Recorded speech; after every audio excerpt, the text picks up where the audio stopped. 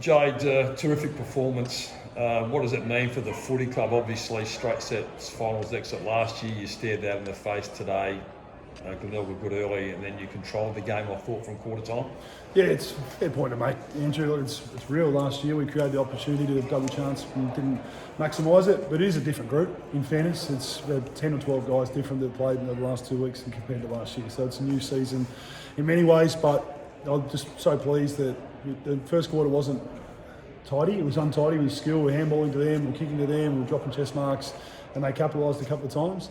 But I thought the capacity to stay in the game and do what we need to do to get the game looking like a Norwood game was the part of the game I was most satisfied with. And from quarter time, our leaders performed really strongly. So Boyd and Roker and Hamilton, Kennelly, all these guys really significant. Herd down back after quarter time. So when your leaders are leading, it does make a big difference. And Panos is able to come in and with a week under his belt last week, train better this week, and is able to have an impact in the game. I knew disappointed last week with your intensity, which wasn't the Norwood way that we've seen all year. That was back today. Dominated the clearance battle by 10. We won a lot of contested footy as well. How pleasing was that? Did that ignite the group? It's what we do, Andrew. So you're going to have a way of playing. You want to put it on show in finals, and we didn't last week at all. And when you don't fire a shot in a big game, it's pretty hard. What do you call it? A tough pill to swallow.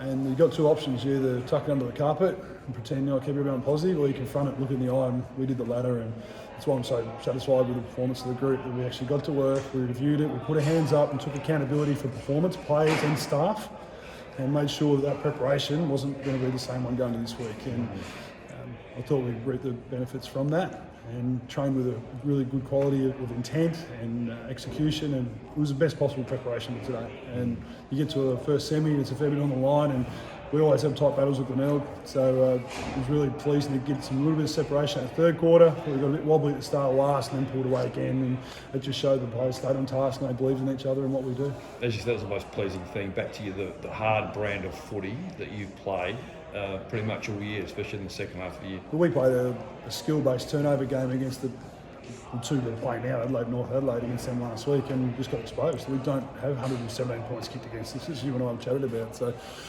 getting back to what the foundations of our game are, we kept Glenelg to 4 goals for three-quarter time, was at 7 for the game, so the back line was terrific. Cameron Ball, I rate Hosey really highly, and Cameron Ball's effort to play on him.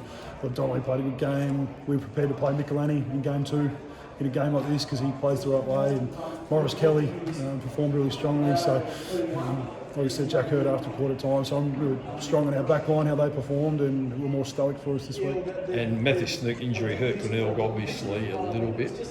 Oh, absolutely. We rate Snook one of the best midfielders in the comp. We put Loudon on him last time because of how we rate him, and Loudon was able to quell the influence of Snook. But when he went out of the game, it just stresses their capacity to keep putting guys through the middle. So we're really pleased with our mids. They're attacking the footy, they've got capacity to clear it at good times, and even the running of Kennelly started to stand out. Roker started to win some better ball late in the game, but his contest play all throughout was really strong. So really pleased with that mid group. And Harry Boyd, mate's amazing in the ruck, as he's been all year. Like, he had a lot of hit outs. I think he had 10 clearances from memory. Kicked a goal, 17 touches. How important was he today? I just think leadership is so important this time of year, and he exemplifies it in every facet. He leads off field, he leads how he lives his life, he performs on game day, and he's prepared to ask more of his teammates, and his influence was significant. And when he took the mark, kicks the goal in the third quarter as well. It's just a huge play, and Liam and he have had good battle the last 2 times they've played against each other, because I thought McBean played quite well at times as well through the day, and they threw him forward late to try and get a spark, which they got. But Harry Boyd reflected in Team of the Year, which was rightfully picked. I thought that was positioned by you guys. But he's a crucial player and leader in that footy club. And moving forward, another game under the belt for Rokar and Panos and Nunn, who looked a bit underdone a couple last week. Panos was great, as Nunn was today. Looking forward to the prelim final. We don't know your opponent yet, but how do you feel you're positioned? I think you nailed it.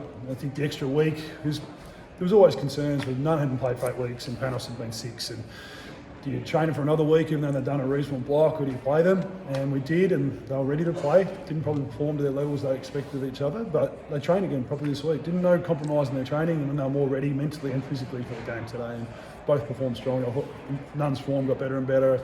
Panos had impact, which he always generally does in this level on the scoreboard, and just even centre bounce clearances. I thought he was pretty influential as well. So we refer to 2 leaders again, and Roker has played under a bit of sufferance, but he keeps performing. And I have a lot of respect for players who can perform under duress. Beautiful. No injuries? No. Thanks, mate. Go, Well,